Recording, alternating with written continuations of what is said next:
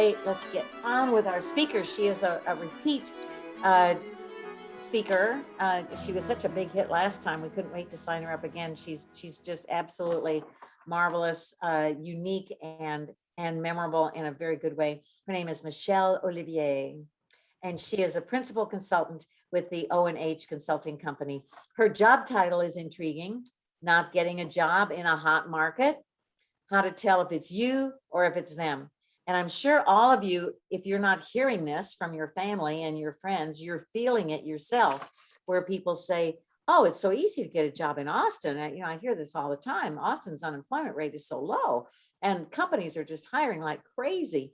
And that is true, but they're still picky. For some reason, it still feels like an employer's market when it really should be, and they say it is, a job seeker's market. Why does it not feel as though you are in control? I don't know.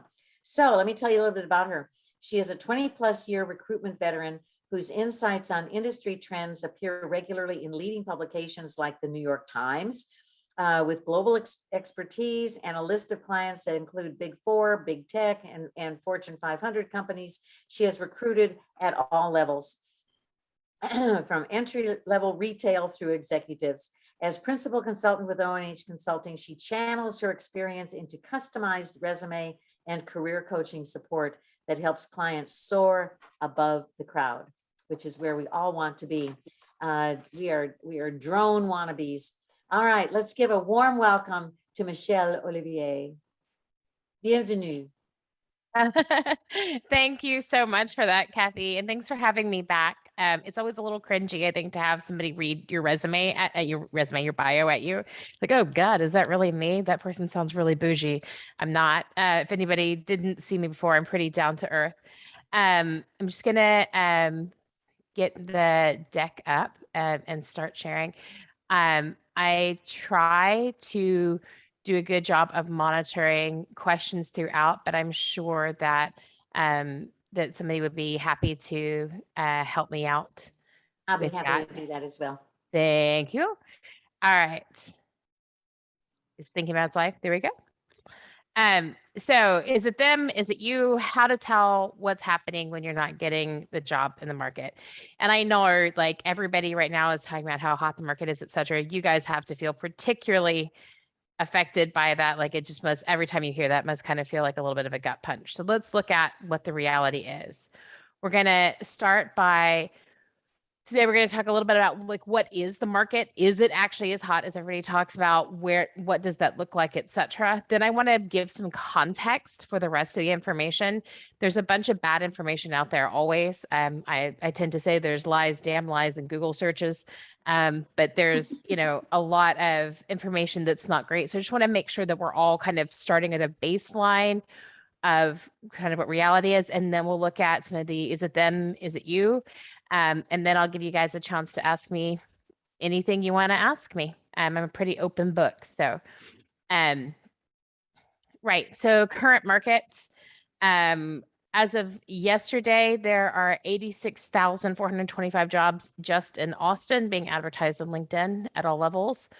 70,000 jobs in Austin on Indeed. And then last month, there were, it was again the 15th consecutive month with a gain of jobs for Austin Metro. Current unemployment level is 4.2%, which for anybody who doesn't know a lot about unemployment, which I feel like these days we all get bombarded with the information, but if you didn't know, that's a very low unemployment rate. And then the average applications per jobs right now is still 250. So the reason I think that's an important number is because I think that as much as there are all of these jobs on the market, and yes, there are lots of jobs to apply for, I think it's important to remember that we still have 250 people on average applying for each one of them.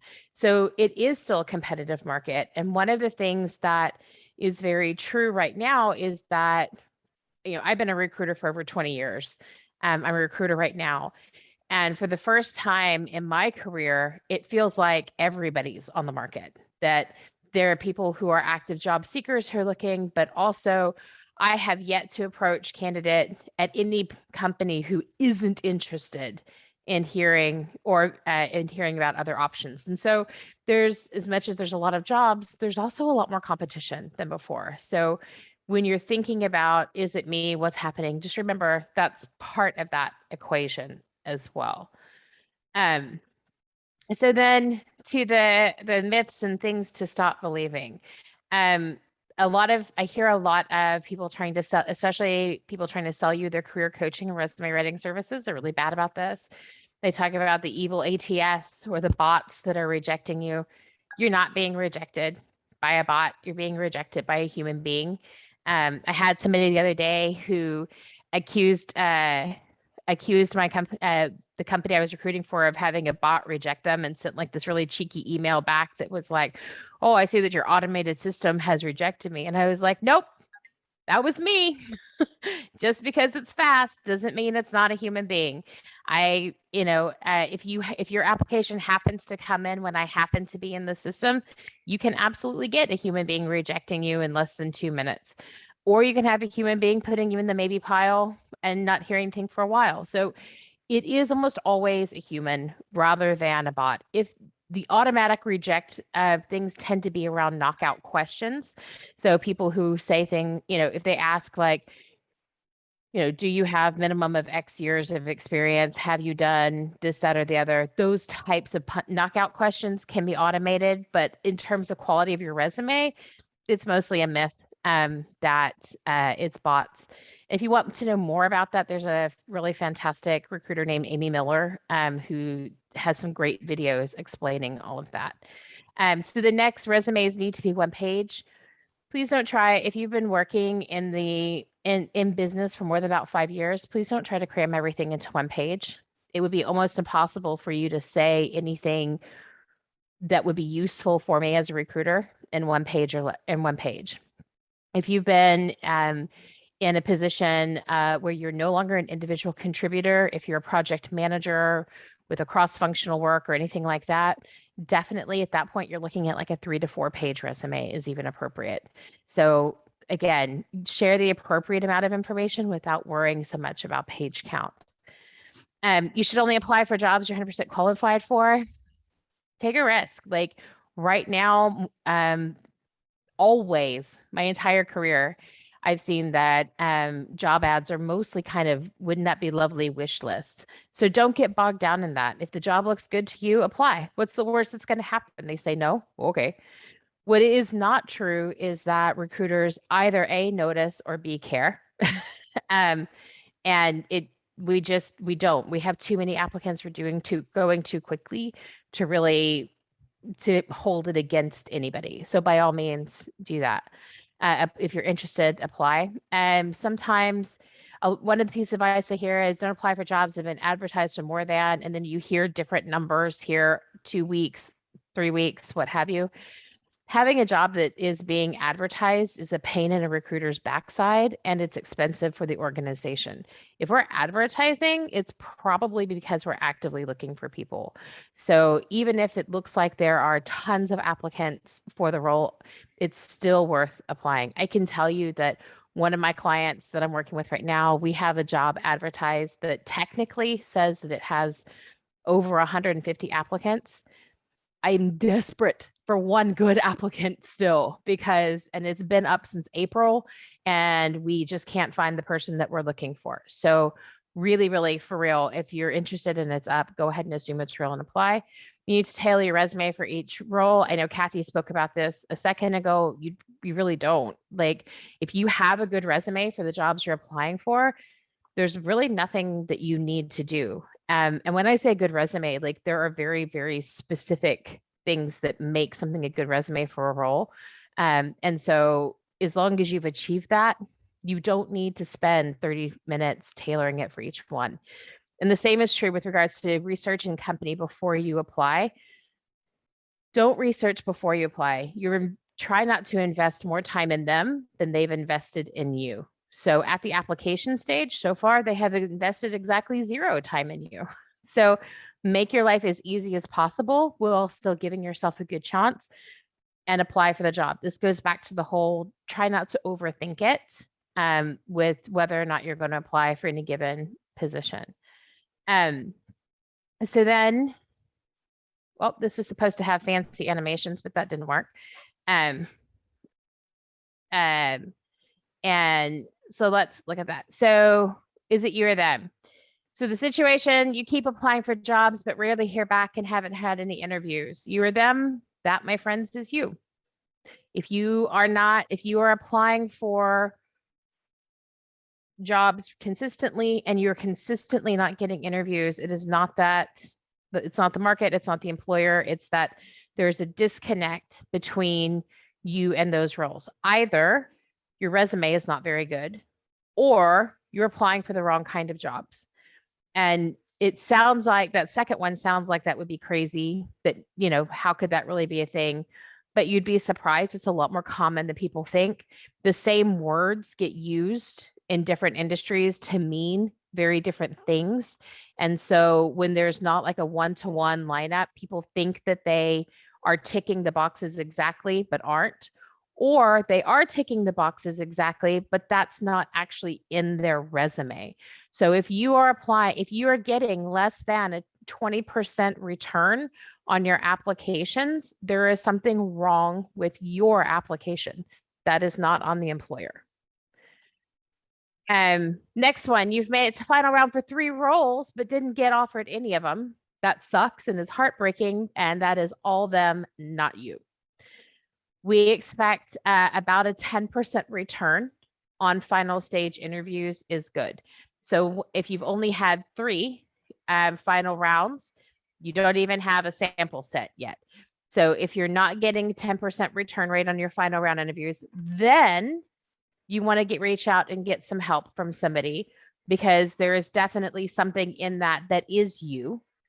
But as long as you are within 10% or better, then that is the normal sort of allowances for this, in my experience. So next up, you're getting a lot of initial bites, recruiters, HR, that sort of thing, but you never make it past that to the actual hiring manager.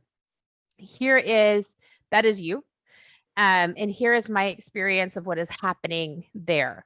Usually for me, when that is happening to people, it's because they have gotten frustrated in looking for work at the appropriate level and started applying a level down, or they have managed to package themselves in their resume and are applying for roles a level up based on good spend.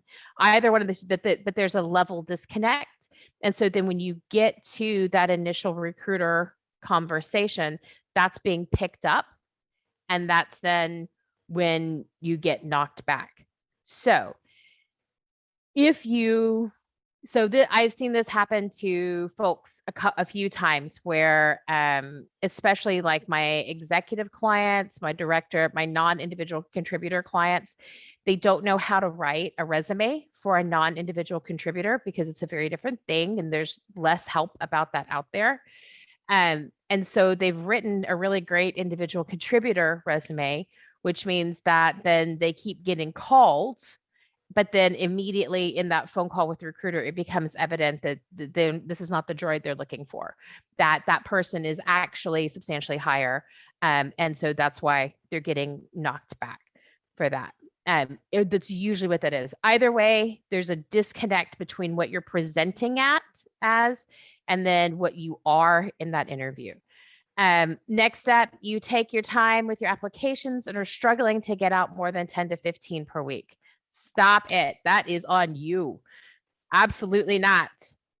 So my recommendation to people is to try to target about 40 applications a week. I saw a couple of faces from that go, oh, that's a lot. And it can be, but again, if you remember that what I'm saying is that with a well-written resume, well-written cover letter, 80 to 90% of those, you're just going to hit the apply button and send those out. Then you're going to hold back on the ones that are oh my God, this job would be amazing. So now you're only going the extra mile for like 5 jobs a week. That's much more reasonable. And you can do all of the extra bits and pieces that me or Kathy or like all of us would probably recommend, right? Where you link in with the hiring managers, stalk the company on social media, all of those types of things. Stalking will get you far in this world, my friends, I promise.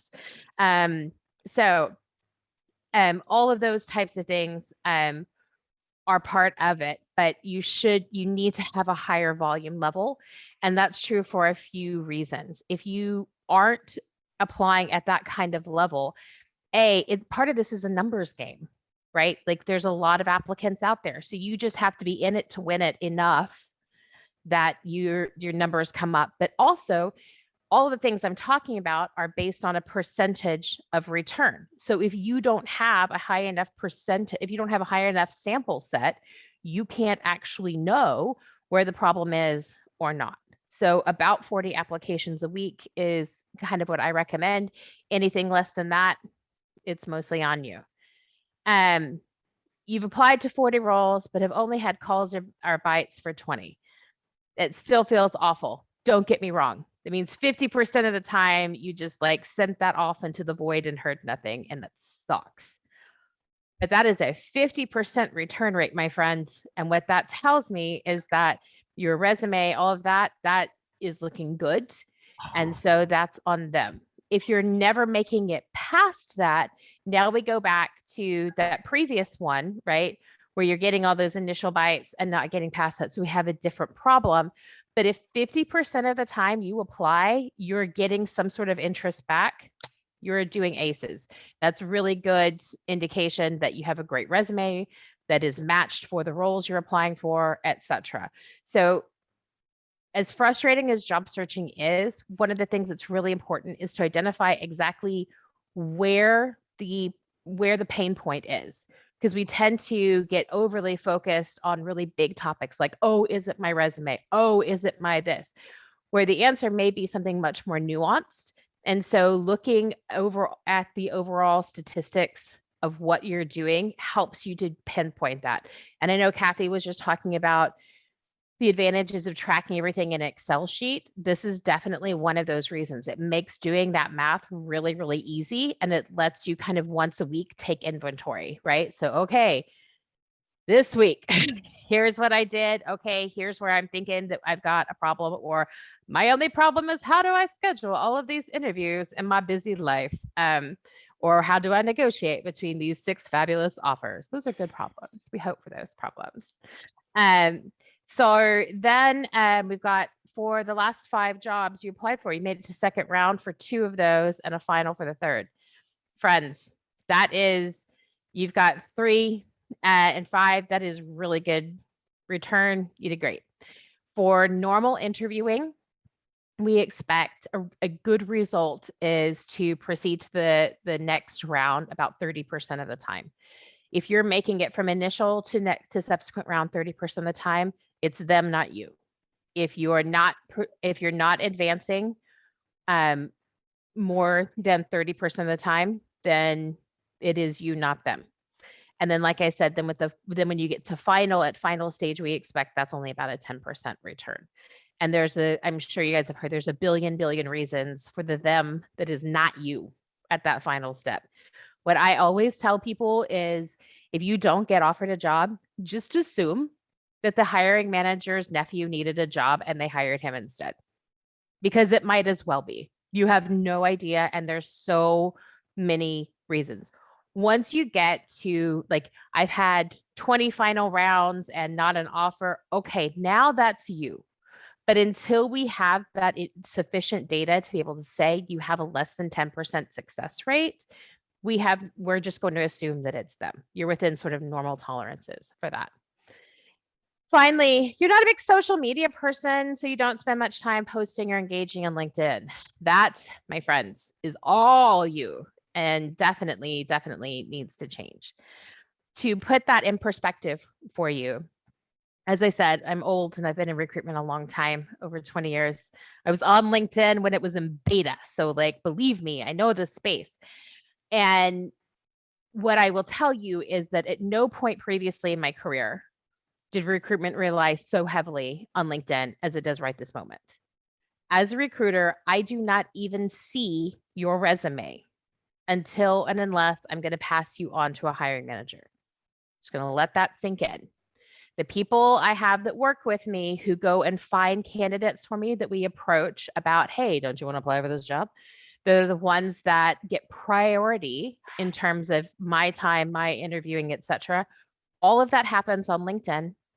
And all of that, the only thing I get is your LinkedIn URL. When I use LinkedIn, when anybody uses LinkedIn, there are things in the algorithm that determine where you place for recruiters. So they determine if you come up at the top of my list when I search for your skill set, or if you're going to come at the very bottom of the list. And one of the big ones for that is activity on LinkedIn. The beast likes to feed itself, right? The more active you are on LinkedIn, liking posts, commenting a post, sharing posts, etc., the higher you will in turn be ranked by their algorithm when a recruiter goes to do your search. Which means that if you can have a beautiful LinkedIn profile that you made and crafted with your advisor or that you paid somebody to do for you, and then if you never use it and you're never on LinkedIn, it is doing you absolutely not a bean worth of good. Because anybody that is an active LinkedIn user will outrank you on my results. So this one is definitely on you. I think that a lot of people don't realize how important things like the LinkedIn profile is right now. Because like I said, I wouldn't have known if I wasn't actively recruiting right now. It is totally anomalous. These last 18 months have really, really changed that as a thing. I am sure that in a second you all have lots of questions about this. So I am prepared for question time. Feel free to ask me about any of the things that I've just said or anything else. Like I said, please, I'll put my LinkedIn in the comments as well, but link in with me if you want to know what I'm hiring for. I'm happy to talk to you about those things as well. Yeah, let me know. This is, I guess, y'all time. What questions do you have for me?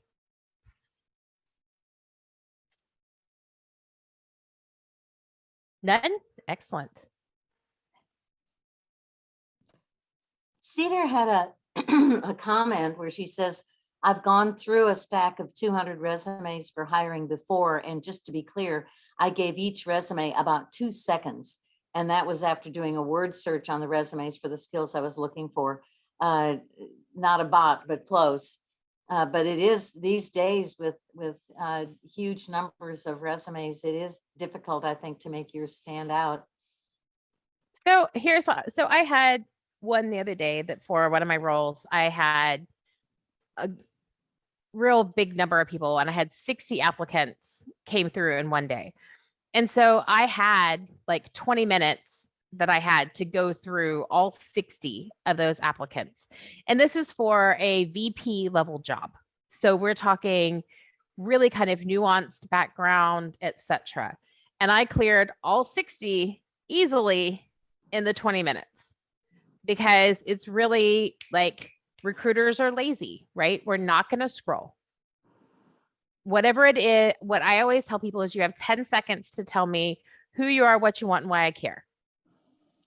And if you achieve that, great. And all of those answers are amenable to what I'm looking for, then absolutely, I am, you've got a lot of my time at that point.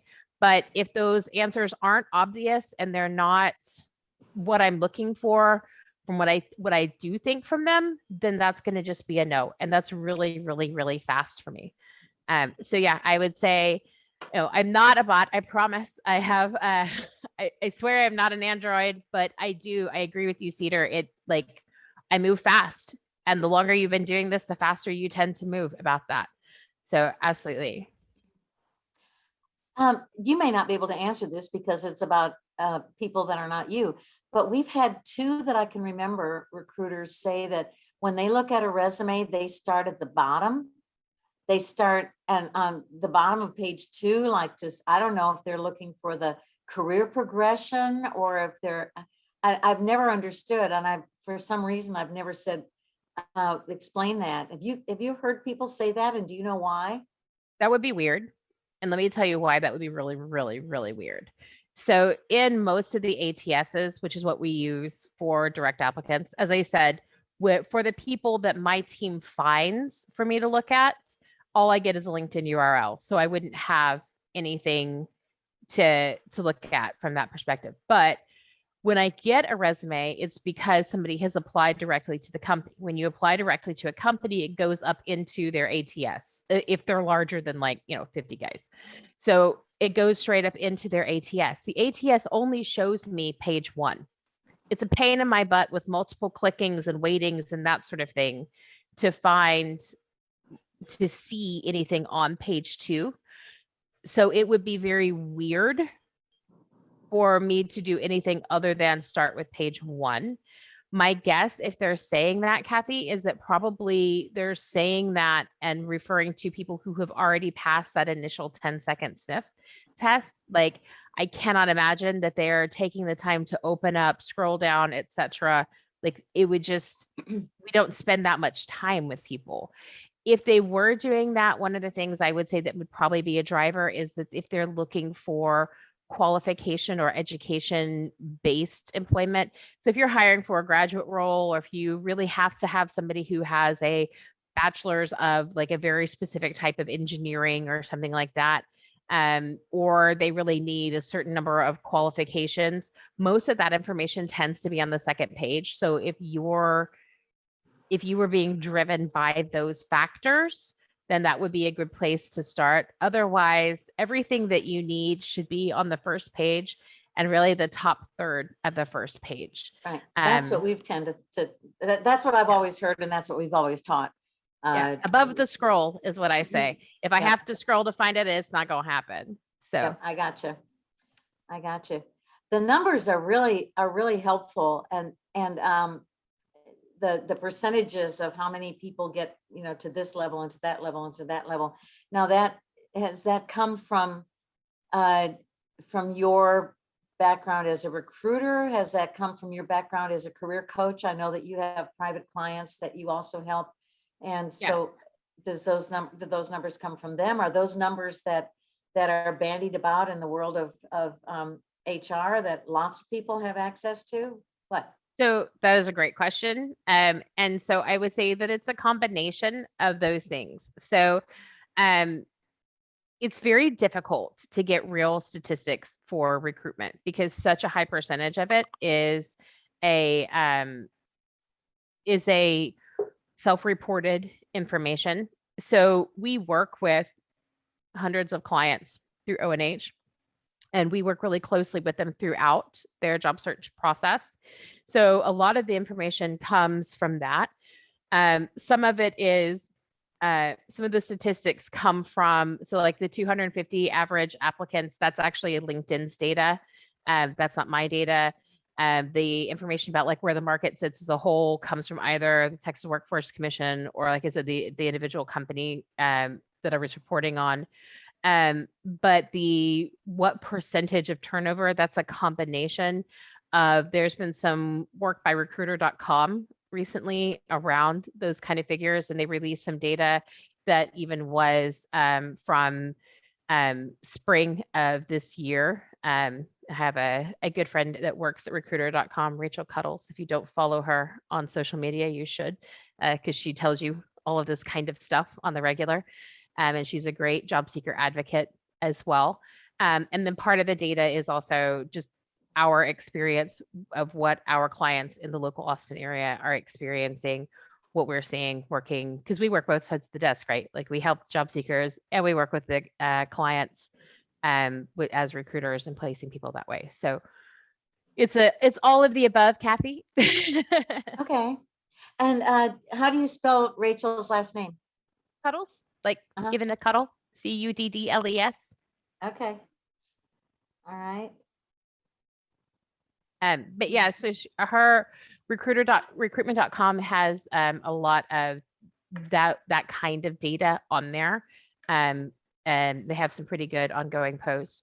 The Muse also has some stuff like that, but again, just always be a little bit dubious of any data related to recruitment, because it is like, I'm a data nerd personally, and so it offends me when people like give hard and fast numbers and like, this is some great truth, and it's based on self-reported data because that's very hard to actually quantify and amalgamate. So, but I would say that overall, if you are the statistics that I give around the percentages of return for your job search, I would say that that's really about you not wasting your time, right? Like, but also giving yourself some grace. Because if you are applying over and over and over again and not getting anywhere, then you should do something different, right? Like otherwise we're in definition of insanity kind of territory here. But what people struggle with, I find, is knowing at what point is it I have to, part of this is a numbers game, and at what point is it I am now in the definition of insanity and need to try something different. And so that's where I think that whole 25% is, if more than 75% of the time people are just ignoring you or not responding to your application, then this is not working and we need to try something different. Okay. I love all that. All right. And in term, if the numbers are not good, and you suspect that it's something that it's on them, but it doesn't matter who it's on, you've got to make some changes in order to correct the situation. For Sure. example, if you feel that there's a lot of age discrimination and you used to find it easy to get a job, and now that you're in your 50s, the numbers are all skewed because of your age. You're applying more and getting less return, and you suspect that it's that instead of your ability. Are the numbers different for people like that? Or I would assume somebody with a disability, the numbers are very different. Or sure. So if there are some mitigating circumstances, I think, again, you have to give yourself some grace with regards to that. Like if you're applying for a job for which, if you were applying in the creative sector, for example, and I mean like music production, film, that sort of thing. In those instances, the numbers are so insane the other direction, like, in terms of numbers of applicants, because there's so much in that area.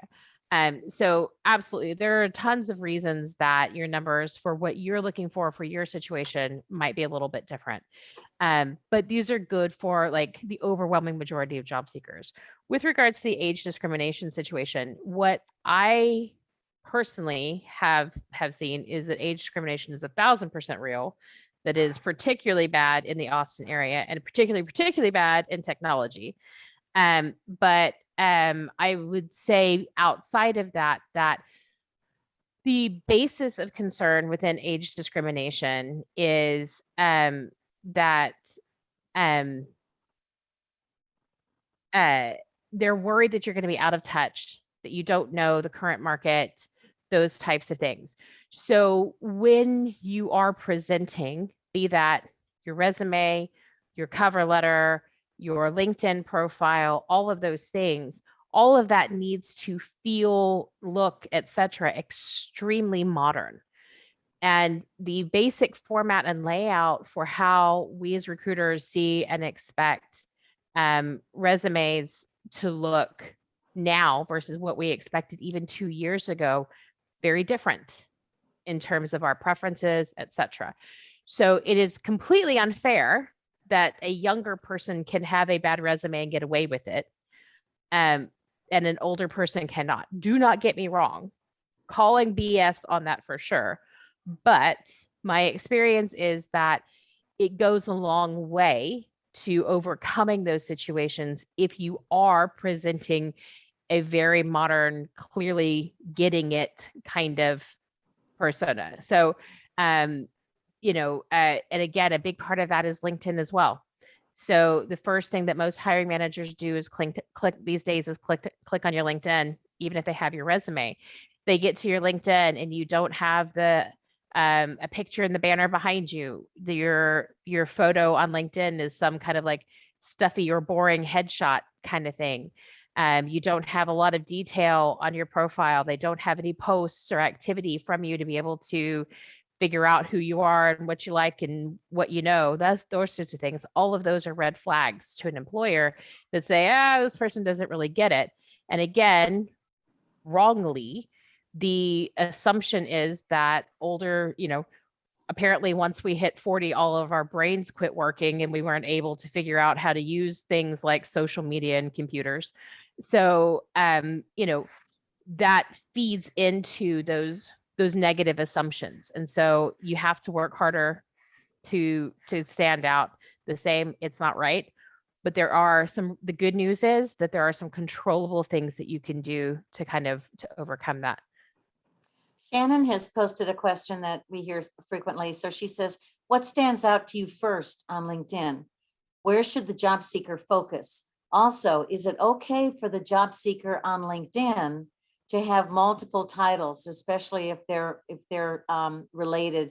For example, project manager, product manager, scrum master, etc. Whereas Yeah. on a So resume, you would tend to concentrate and focus on one title. yeah. So here's what I would tell you about your LinkedIn. Your LinkedIn is a couple of different things. Part of it is you need to kind of balance between your personal and your professional. Part of what you're trying to achieve with LinkedIn is clickbait for recruiters. So one of my buddies on LinkedIn, amazing guy, his headline, right, says VP of software engineering, boring, vertical line, aspiring zombie novelist. What? Every single time, I'm going to click on the thing for the guy that's the aspiring zombie novelist. Forget about it. I have a client who we redid her LinkedIn and hers says, uh, what was it? Cupcake enthusiast, because she used to have a cupcake bakery. And like those types of things, believe it or not, make a huge difference. I just put, it's Rachel Couples, not Cuddles. I think she's Cuddles on Twitter because she thinks it's funny, knowing Rach. But I put her LinkedIn is in there. I'll put mine on there as well. And happy for anybody to link in with me. But you'll see on mine, like I call myself recruitment disruptor, career coach, change agent, resume writer, sarcasm dispenser, podcaster, ally, recruiter, blah, blah, blah. And like I get probably as many clients because I call myself a sarcasm dispenser as because I call myself anything else. Like it is that personality piece is a huge part of why companies, recruiters, etc., prefer the LinkedIn to a static resume. If you are not an individual contributor, if you are a director, if you are a senior management project manager, and especially if you're an exec, straight up LinkedIn, you need to be on there and you need to have a clear and specific voice, because one of the things my client is going to want to know from me is, who is this masked man, right? Like, who is this person? Great, they had the appropriate experience. I assumed we wouldn't be talking about them if they didn't, but who are they? How do they think about things? What kind of culture do they create around themselves? What kind of a leader are they? Those types of questions. And part of how I figure that out as a recruiter is by reading the stuff you comment on, reading the stuff you post on LinkedIn, etc. And if you don't have anything and you remain a mystery wrapped in enigma, that's your prerogative. But what that does is it makes you a bigger pain in my butt to try to recruit. And I think we all know the bigger pain you are in my butt, the less likely you are to go anywhere other than my inbox. So just being honest. I understand it, where you're coming from. There was a posting that somebody had put on my LinkedIn homepage that was about some kind of an innovative, I think it was something about how to get water to a third world country that didn't have any water, something like that. It was an innovative idea, and they had posted this article about that. And that was interesting enough. But one guy who his definition was that he was in Austin and he was working as a semiconductor engineer, I think. So something completely unrelated to this water issue. But he brought up so many interesting related comments about the whole big picture of where this innovation could lead with this country. And that was such an interesting comment that he's the guy that I reached out with to try to connect to, because I just thought he was so smart and so insightful. I do those all the time on my posts. People will say something and I'm like, whoa, that was awesome. And I'll send them a note. You're very smart. And that's not just because we agree on things, but we should be friends because I like smart people. And everybody's like, okay. And that's very normal. I will say that in the last 5 months, we have had 6 of our clients have actually gotten jobs because they have. So we recommend that somebody asked in the questions about how do we network. One of the things I recommend is our patented stalk the hell out of them technique on LinkedIn, which is you go to make a list of 20 companies you want to work for, go to the LinkedIn page, follow them, create a job alert, and then go through and every single person that is a second for you at that organization, send them a note that says, hey, so-and-so, I think that your work at X company is really cool. Can we be friends? Okay, thanks, bye. And that's it. Don't ask them for anything else, but whatever your personal equivalent of that is, just very chatty, a little bit of praise, asking to connect. And then what happens is as you do that and you build that network at that organization, you wind up having you get recommended to other people at that company. So then hiring managers, when they log on, they're like, hey, have you met Kathy? She's delightful and she knows all of your friends. Wouldn't you like to know Kathy? And as a recruiter, when I'm searching for somebody for a specific organization, it tells me if how many people at that same organization this candidate has and connected to them. It tells me if they have a job alert set for that organization or if they're following that organization. And all of those little things bump you up higher in the list of the candidates that it presents to me. Besides which, as a recruiter, again, right? Like I've got a list of 50 people and I'm like, oh, dude, this Kathy chick, she knows the CEO and like the entire C-suite of this company. Maybe I should call Kathy because I do not want to piss off the CEO. So that all of that information comes to us and we kind of picture it that way. It also helps push you out to us. But these people I'm talking about, when they did that, it then put in their LinkedIn news feed articles, that sort of thing that these folks were posting. And so then they were able to go on and make smart comments about it. And just like you said, Kathy, they made some smart comments about it, were insightful, what have you. And then they got reached out to by hiring managers at those companies to be told, hey, that was really insightful what you said about blah, blah, blah. We need people like you. Looks like you've got great skills. Have you seen this job? And then have actually been hired based on LinkedIn commentary. So it sounds crazy, I know, and I'm sure it doesn't feel like you're doing something. And certainly I know from the Texas Workforce Commission perspective, Lord give us all strength, it doesn't count, but I will tell you that it does work, especially when you know about like where, when you're looking at specifically targeted companies and that sort of thing. Okay, we have 2 questions in the Sure. chat, and one of them says, are you saying we should put something humorous for our potential job title? If you're a humorous person. So, I mean, I think you should always be authentic. Not everybody is a sarcasm dispenser, and that's cool. Some people are accountants. That's cool too. I like a lot of those people. Be you. So, but I think that headline is about painting a picture of you. There is not one job title that anybody is, right? Every organization calls people all sorts of different things, right?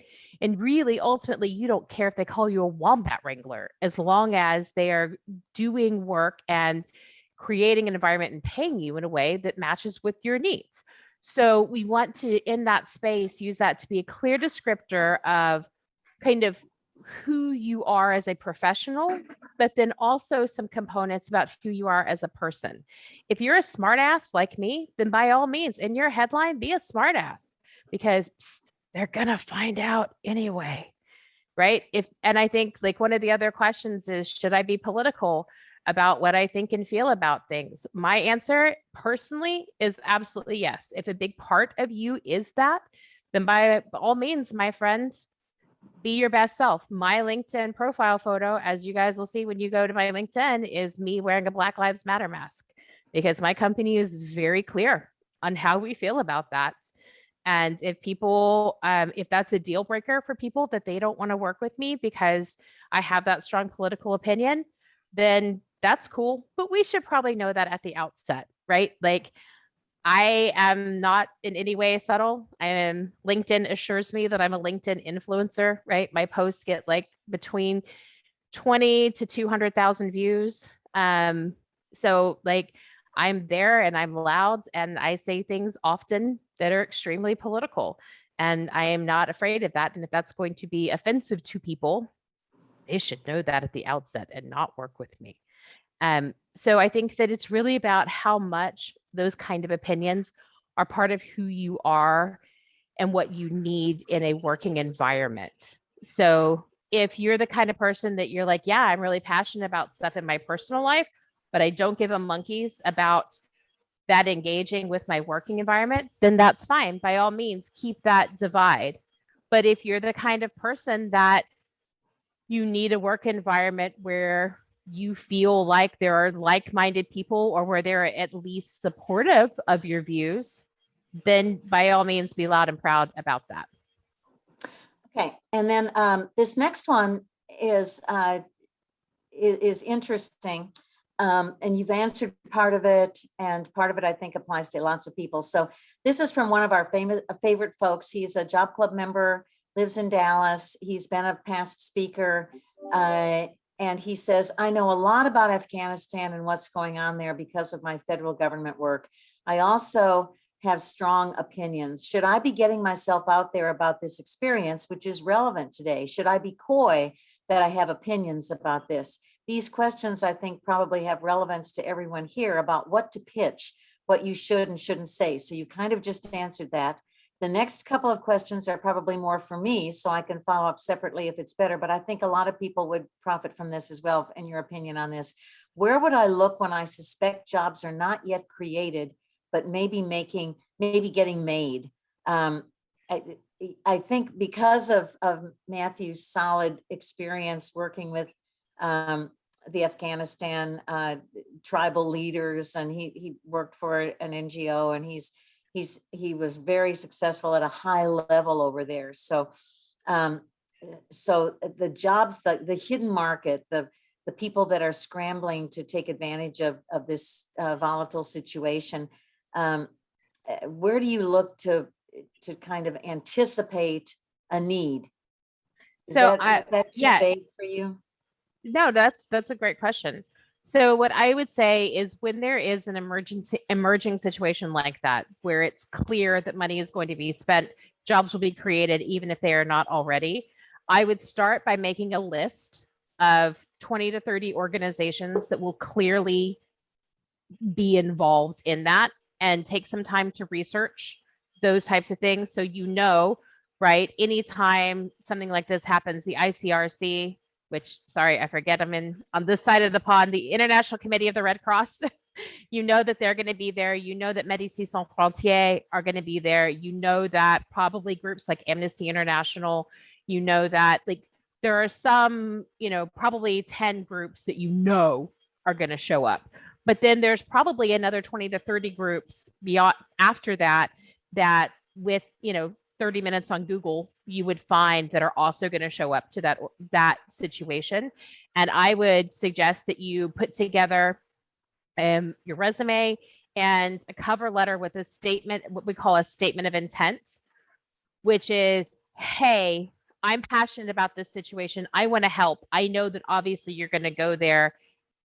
I don't care if you want to hire me as a contractor or a full-time employee, but I want to help. And here's what that looks, and here's what I can bring. and send that to those organizations directly, sending that to like their whoever is the appropriate individual there. It would be my recommendation for that. And the same is true with other things as well, right? So let's go back to my accounting example. If you are an accountant, if you are a bookkeeper, everybody knows that there is always, every single year, a shortage of bookkeepers right around end of December, early January. Why? Because that's the first time people, for some companies, have realized that they need a bookkeeper because they're about to do end of the year. So if you know that's happening and you know that there's a list of small companies that you'd like to work for, go ahead and be proactive and reach out to them and be like, hey, just so you know, I know it's that time of year. Here are my details. I'd love to help you guys out if you need it. That's it works not just in something extreme like the Afghanistan situation. It works for a whole bunch of different industries. Everybody knows, like, don't reach out to retail in February. Retail is asleep. They will call you later, right? Because they've just come off of their high months. So, you know, be cognizant of your industries, but if you know your industry well and you know when their peaks and valleys are, then reach out appropriately within that. And if you don't know, then there are places that you can Google to get that information, or you can just ask me. I probably know. Again, old, been doing this a long time. So happy to help with that too. Okay, and a lot of time, let's see, okay. Here's a Zoom question. We asked, Shannon and I asked Michelle that very same thing. So how do you show your camera view in the screen? So you go to share screen. Yeah. You go to share screen, and then up at the top, it says basic or advanced. Click on advanced. And then next to that is, and underneath that is, it says PowerPoint as virtual background. Click on that. That's awesome. Thank you. That's really cool. I've never seen that before. And I've been Googling for the last 5 minutes and I can't find the right words. You're very welcome. That's cool. Yeah, we're all going to be following Michelle's example there because we all think it looks cool. All right. It looks as though it's 11:35. Anybody else have a question? This was great information. I love information that's backed up by data. It's what everybody asks for on resumes, of course. You know, can you quantify that? Can you quantify that? And so you just quantified your expertise with all of these numbers, and we very much appreciate it. Your advice to Matthew was great. And I think a lot of you, especially people at a higher level or people who have unique skills, should try to do that. You target the companies that could use your skill set, and the highest level person that might, in Matthew's case, I think he should always go to the, I don't even know, the director, the senior person, and say, here's, because his background is so impressive. And just tell your story and say, here's where I see myself really helping you out, and so forth, and see what happens. Have a conversation. So I would just, as one more kind of thing on that, for people who like the insanity that is a startup, not this chick, but if you are those people, more power to you, my friends. There are websites that track startups that you can search by what stage of funding they're in, what area their product is in, all of those things. If you are a startup person and you know that about yourself, then go to one of those sites and just do a search, find a startup that you're really jazzed about what they're doing, and send them your resume and cover letter. Be like, hey, and send it straight to the CEO, because I mean, CEOs of startups, they do every single thing. That is, if you do not know if you're a startup person, the answer is probably no. It is a, you know, building the plane while you're flying it kind of environment, but it does, that is probably the easiest way, if you are interested in the work, is to just go on to one of the big startup sites, do a search, find ones that you're jazzed about, and then, like I said, send them that statement of intent. Be like, hey, your product seems freaking amazing. I want to do that.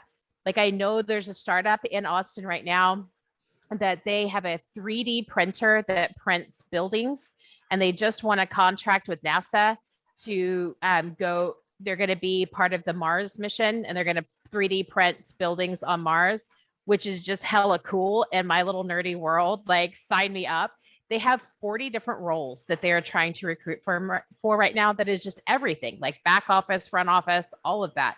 So startups are a really, really good kind of place to do that. They have zero budget for advertising, so they can be harder to find. But if you go to some of those startup, those websites that track the startups, then it's a really good place to kind of find out about projects that you could be super jazzed about. And they are always like, their number one thing is always that you have to be in love with what they're doing for one reason or another, because it's a passion project for them.